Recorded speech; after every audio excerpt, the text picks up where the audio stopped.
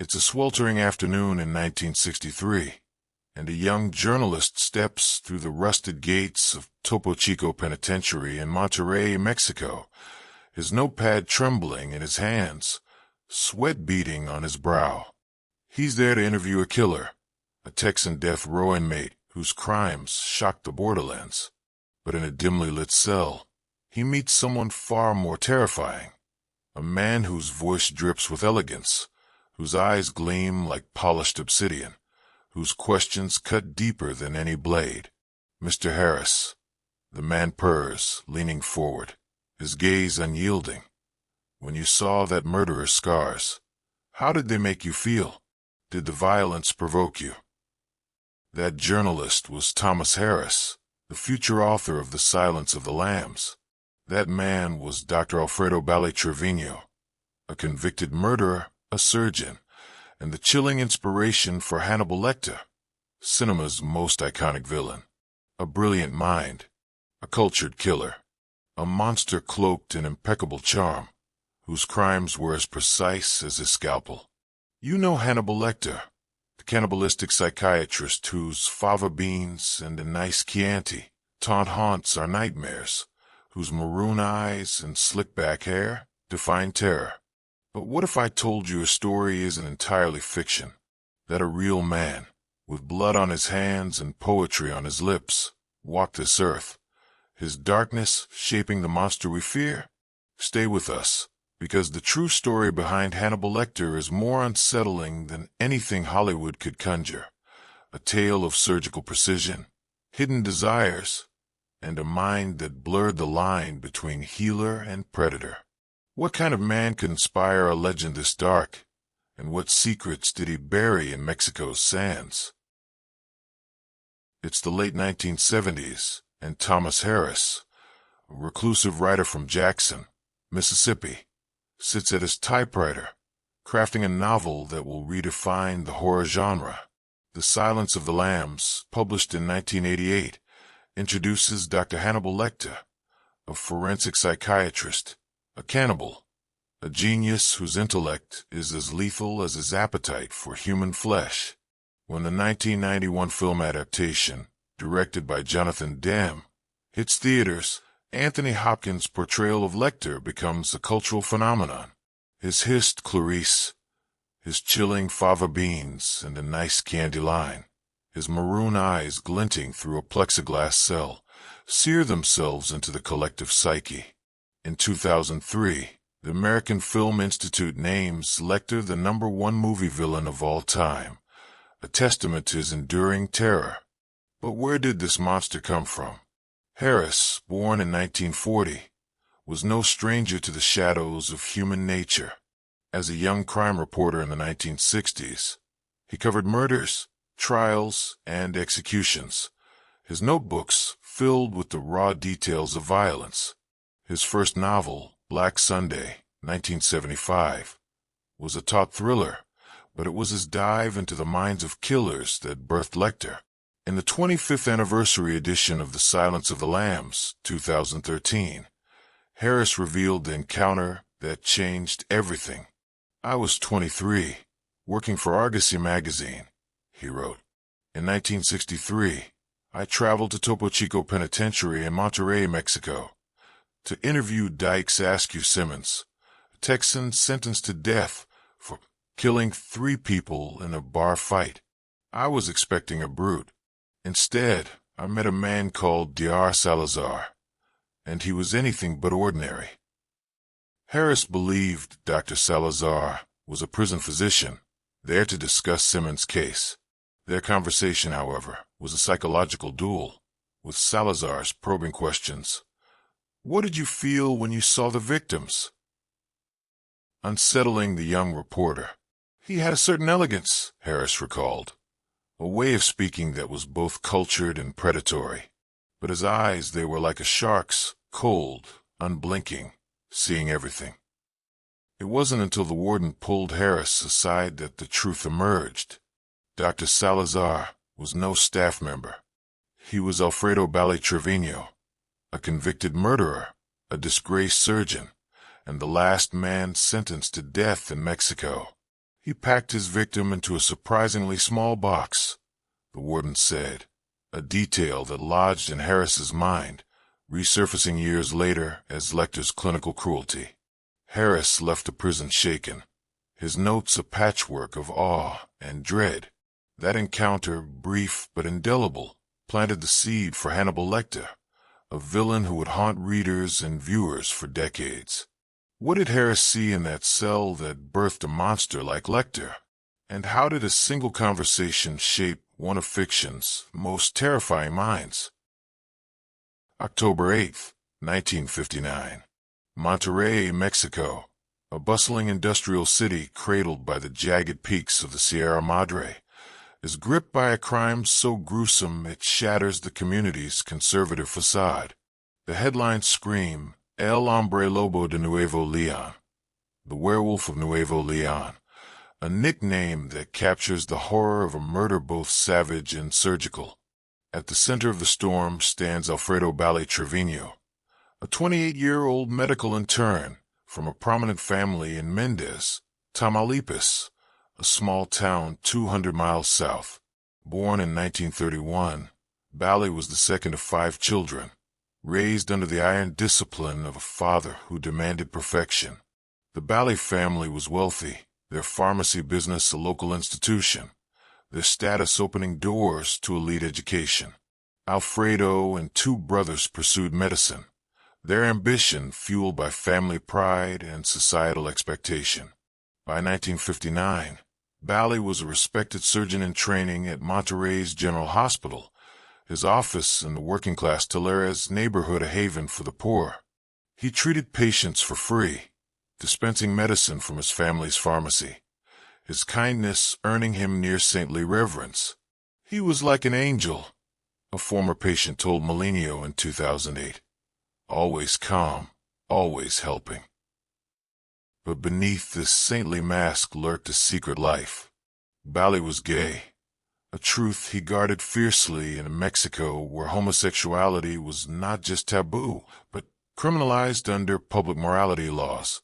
His lover, Jesus Castillo Rangel, a 20-year-old medical student from a less privileged family, was a frequent visitor to his office at 1110 Simon Bolivar Street.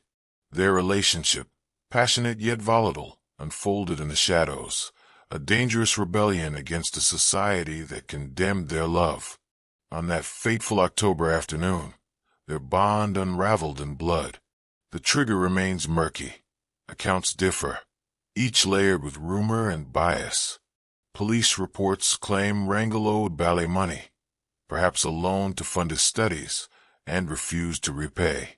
Others whisper Rangel planned to marry a woman, threatening to end their affair. A 2008 Molinio article suggests Ballí, pressured by his family to marry, lashed out in jealousy when Rangel resisted his control. Whatever the spark, the outcome was catastrophic. According to Ballí's confession, an argument escalated. He struck Rangel, knocking him unconscious. To ensure he stayed out, Ballí injected sodium pentothal, a powerful sedative used in surgery, a chilling use of his medical expertise. Dragging Rangel's limp body to his bathroom, Ballí slit his throat with a scalpel, the blade slicing with clinical precision. He drained the blood into the tub, then dismembered the body, head, limbs, torso, carving with the skill of a surgeon, each cut deliberate, each piece small enough to fit into a wooden box no larger than a suitcase. Ballí drove to La Noria, a relative's ranch outside Monterrey, borrowing a shovel from Rangel's aunt under the pretense of burying medical waste. He dug a shallow grave in a vacant lot, concealing the box beneath the earth. But his plan unraveled. A suspicious acquaintance, possibly tipped off by Rangel's absence, followed Ballí, uncovered the makeshift grave, and alerted police. On October 14, 1959, officers arrested Ballí in his office, where he was treating patients as if nothing had happened. His composure was unnerving. He didn't flinch. A detective told El Norte in 1960. He offered us bribes, a new car, his father's pharmacy, then confessed like he was discussing the weather. Bally's calm, articulate demeanor, his medical precision, stunned investigators. He spoke like a professor, not a murderer, another officer recalled. In 1961, Ballí was convicted of murder and sentenced to death by firing squad, the last such sentence in Mexico before capital punishment was abolished in 1964. His family's influence and legal appeals commuted the penalty to 20 years. The case, dubbed the crime of the century by Mexican tabloids, left Monterrey reeling, its citizens grappling with the paradox of a healer turned killer. How could a man who saved lives with his hands use them to carve up his lover with such cold precision? And what darkness in his soul captivated Thomas Harris years later? Topo Chico Penitentiary, a crumbling fortress in Monterrey's industrial outskirts, was a place of despair, its cells packed with thieves, killers, and forgotten souls. Built in 1947, it was notorious for its brutality. Guards ruled with fists, inmates survived through strength or cunning, and disease ran rampant. Yet Alfredo Ballí Treviño, the disgraced surgeon, carved out a unique role within its walls. As a trained physician, Ballí became indispensable. He worked in the prison infirmary, stitching wounds, setting bones, and even performing surgeries under crude conditions. He treated inmates and guards alike. His medical skill a currency that earned respect and protection. He was like a god in there. A former inmate told Molinio in 2008. You'd see him sewing up a stab wound with thread from a sack, calm as if he was in an operating room. His composure, his ability to heal in a place of violence, blurred the line between monster and savior, a duality that would echo in Hannibal Lecter's psyche. In 1963, Thomas Harris, then a 23-year-old reporter for Argosy magazine, arrived at Topo Chico to interview Dykes Askew Simmons, a Texan sentenced to death for murdering 3 people in a 1958 bar fight near the border. Simmons, shot during an escape attempt, owed his survival to Ballí, who had stitched his gunshot wounds with surgical precision. Intrigued by this, Dr. Salazar, whom Harris assumed was a prison physician, the young journalist requested a meeting, expecting a brief chat about Simmons' case. The encounter was anything but brief.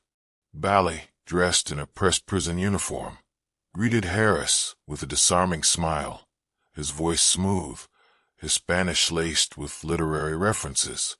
"Mr. Harris," he began, "how did you feel when you looked at Simmons' victims? Did their wounds provoke you?" The question, delivered with a tilt of the head, caught Harris off guard, its psychological edge unnerving.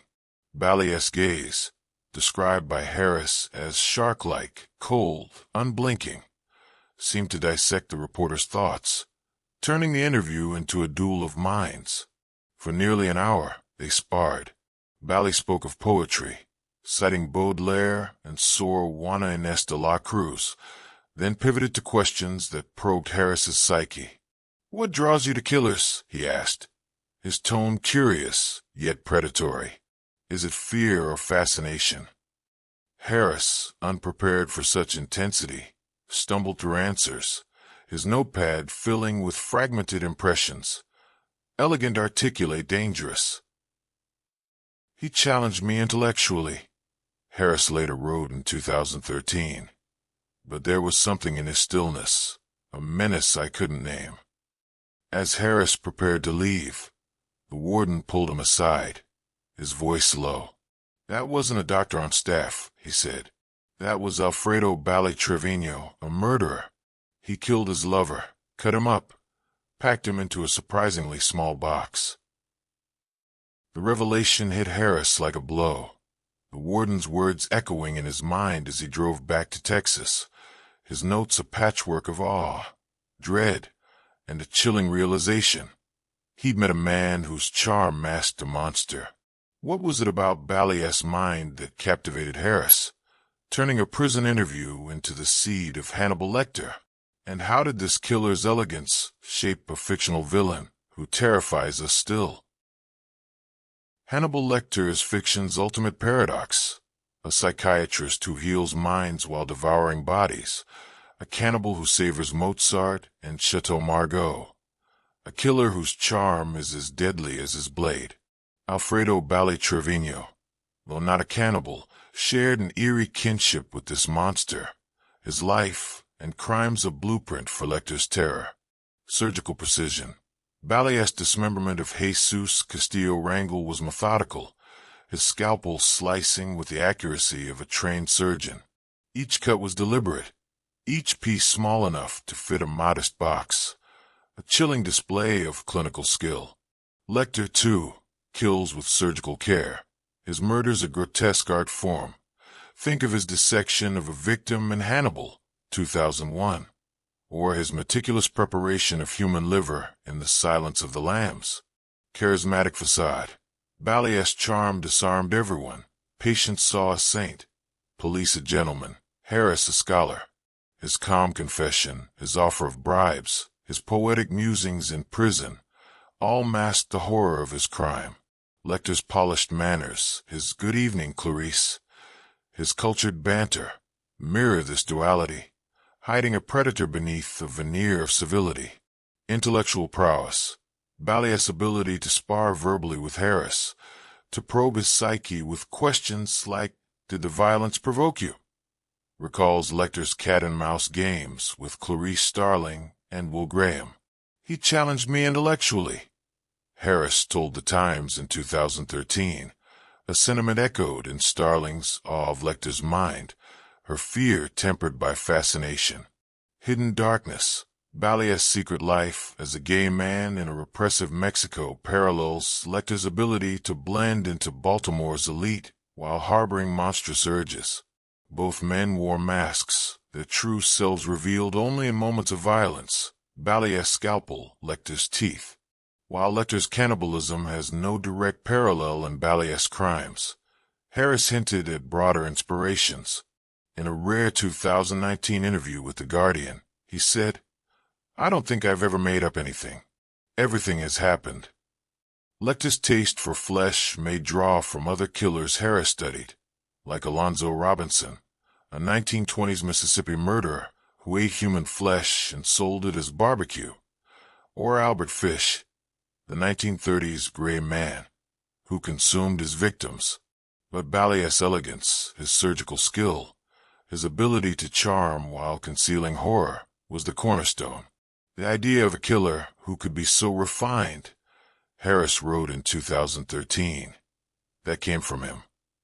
The prison meeting scene in The Silence of the Lambs, Lecter taunting Clarice through bars, echoes Harris's encounter with Ballí. The cell, the probing questions, the unsettling charm, all carry traces of Topo Chico. Even Lecter's maroon eyes, a detail Hopkins brought to life, may stem from Ballí's shark-like gaze, a feature Harris never forgot. Did Ballí's charm hide a Lecter-like monster, or was Harris's imagination the true alchemist, turning a single crime into a legend of evil? What turns a gifted surgeon into a murderer? Alfredo Ballí Treviño's story begins in Mendez, Tamaulipas, a dusty town where his family's wealth and status set them apart.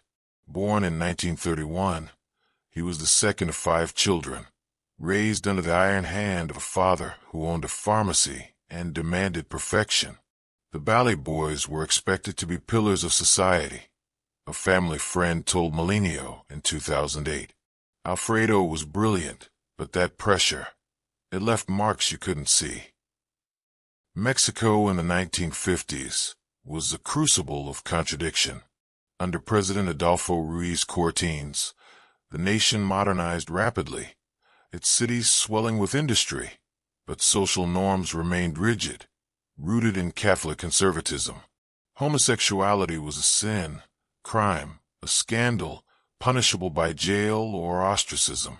As a gay man, Ballí lived in a shadow world, his identity a secret that could destroy his career, his family, his life. He was always guarded, A former classmate told El Norte in 2009, "You'd see him smile, but never relax." His relationship with Jesus Castillo Rangel, a 20-year-old medical student, was both a lifeline and a risk. Rangel, from a humbler background, was studying under Ballí's mentorship, their professional bond deepening into passion. But in a society that demanded conformity, their love was fraught with tension. Was Rangel's refusal to repay a loan, reportedly for tuition, the trigger, as police claimed? Or was it deeper? A rumored engagement to a woman, or Ballí's own pressure to marry to appease his family, sparking jealousy? A 2008 Milenio article quotes a neighbor. Jesus was fiery, Alfredo was controlling. They fought often, but nobody expected that. Psychologically, Ballí defies easy categorization.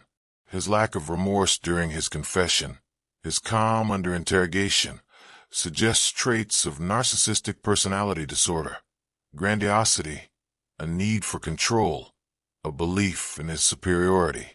Yet his post-prison life, treating the poor for free, hints at guilt or atonement. Modern forensic psychologists, like Dr. Catherine Ramsland in the 2021 Psychology Today article, caution against labeling him a psychopath.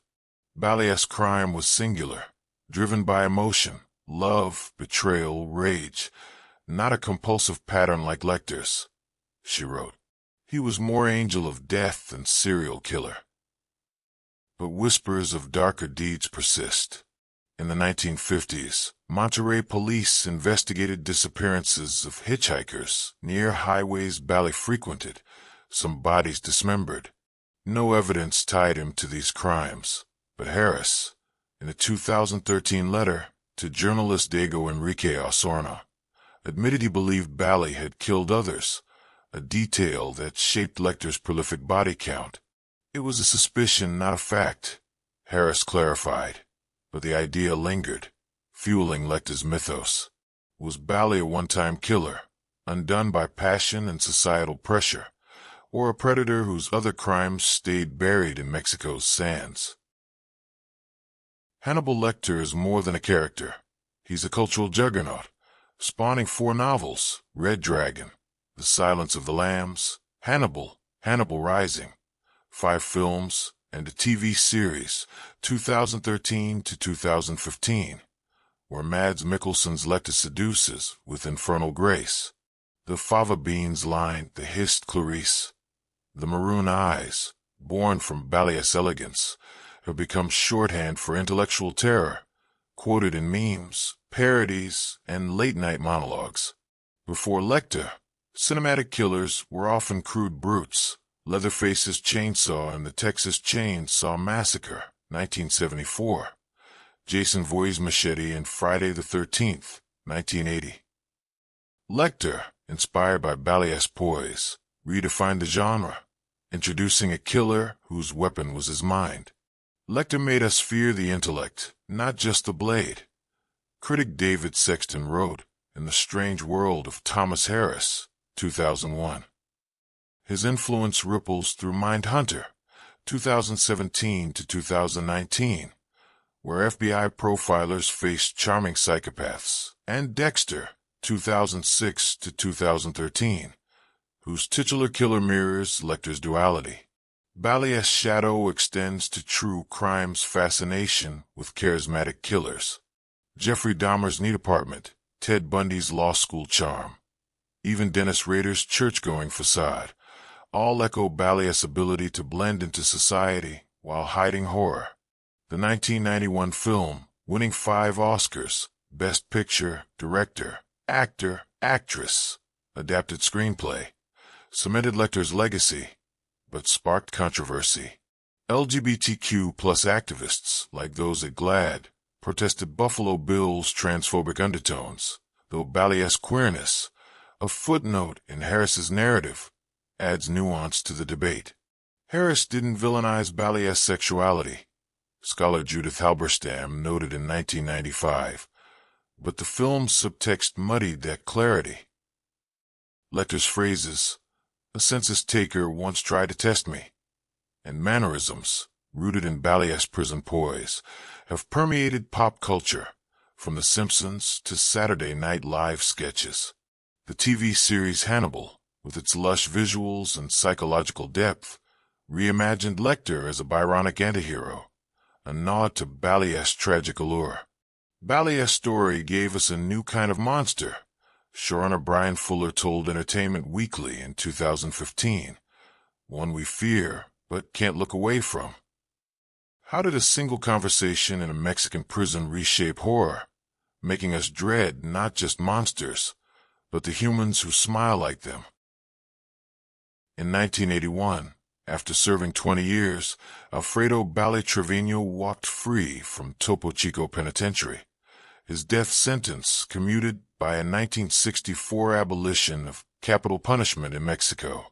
At 50, he returned to Monterrey, slipping into obscurity in the same Telleras neighborhood where he'd killed Jesus Castillo Rangel. Defying expectations, he resumed medical practice, opening a modest clinic at his old address, 1110 Simon Bolivar Street. Working pro bono for the poor, he treated ailments from fevers to fractures, his hands, once stained with blood, now healing again. He was kind, quiet. A patient told Molinio in December 2008, "You'd see him with kids, old women, never charging a peso. You'd never think he was that man." Another neighbor recalled, "Some knew his past, but they didn't care. He was good to us." Bally's clinic became a refuge, his past a whispered rumor among those too young to remember 1959. Ballí was aware of his fictional counterpart. When The Silence of the Lambs hit theaters in 1991, grossing $272 million worldwide, his family teased him, calling him Hannibal or Dr. Lecter. He'd laugh, shake his head. A family friend told Reddit/Hannibal TV in 2021.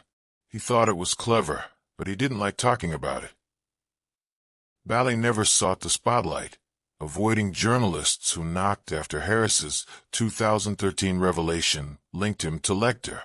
In his final interview with Molinio in December 2008, Ballí, then 81, was frail, battling prostate cancer, his once steady hands trembling. "I don't want to relive my ghosts," he said, his voice heavy with fatigue. 47 years is enough. Let my past stay buried with me."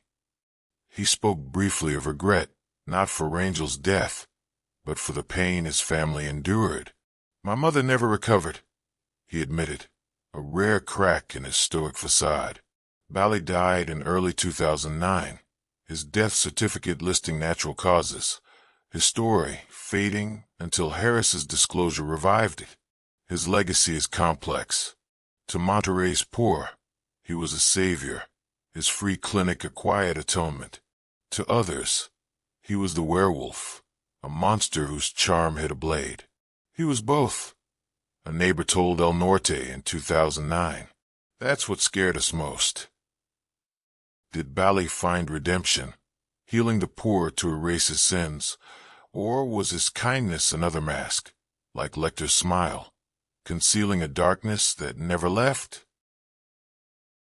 Thomas Harris, notoriously private, has spoken sparingly about Alfredo Ballí Treviño, but his words carry the weight of a man haunted by memory.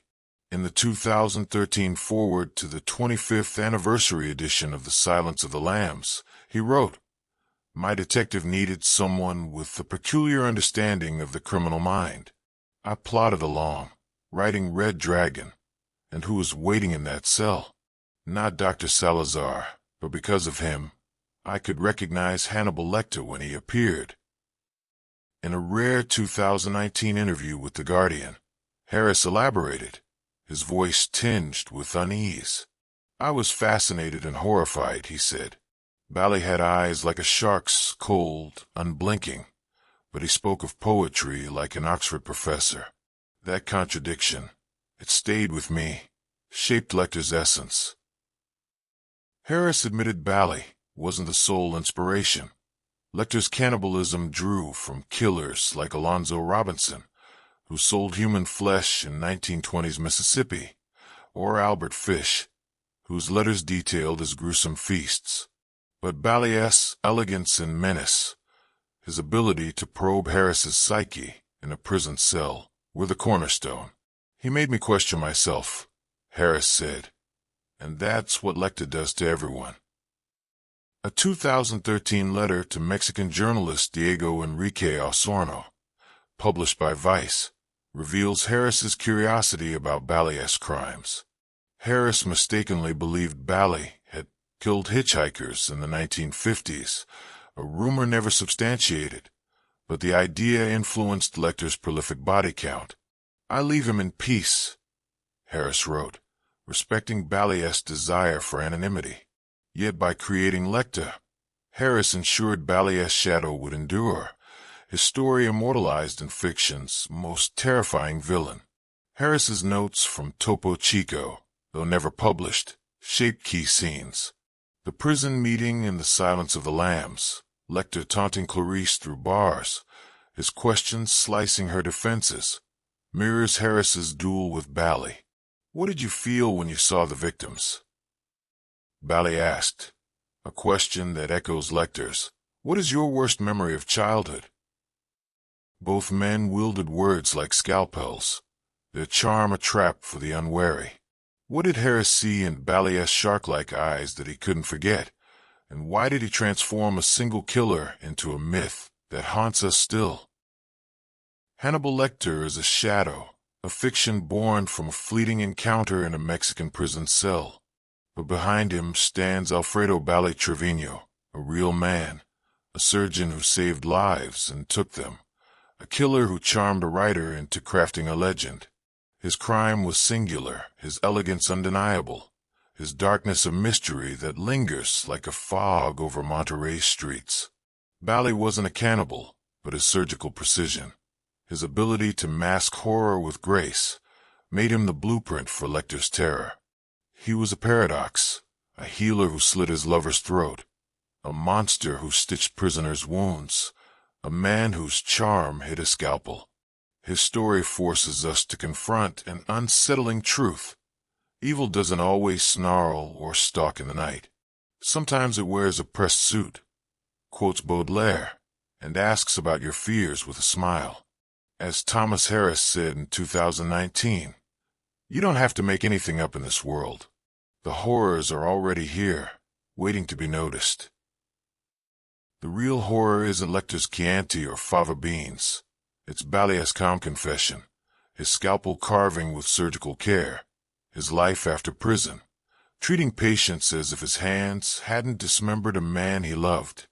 It's the knowledge that he walked free, lived quietly, died in obscurity, while his shadow grew into a monster that terrifies us still.